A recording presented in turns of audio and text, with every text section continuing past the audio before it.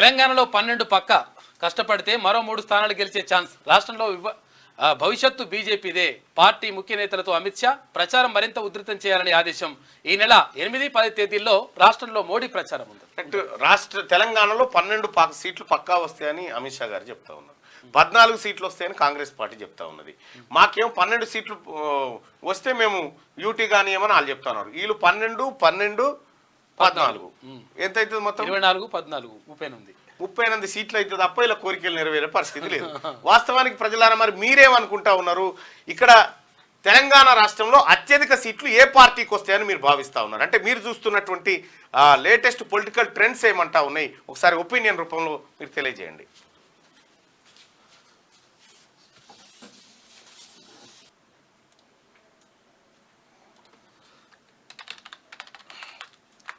రాబోయే పార్లమెంట్ ఎన్నికల్లో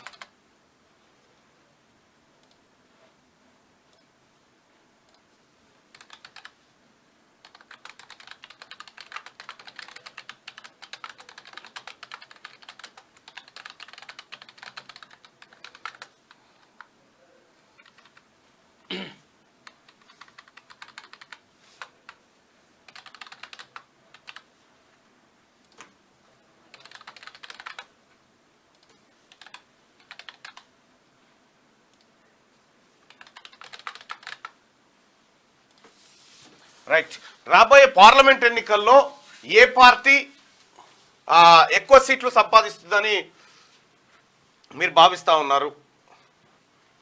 రైట్, రాబోయే పార్లమెంట్ ఎన్నికల్లో తెలంగాణలో ఏ పార్టీ ఎక్కువ సీట్లు గెలుస్తుంది? ఓన్లీ తెలంగాణలో. కాంగ్రెస్ అయితే కాంగ్రెస్ అని, బీజేపీ అయితే బీజేపీ అని, బీఆర్ఎస్ అయితే బీఆర్ఎస్ అని మీ అభిప్రాయాన్ని తెలియజేయండి.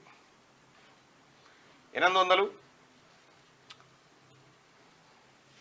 900,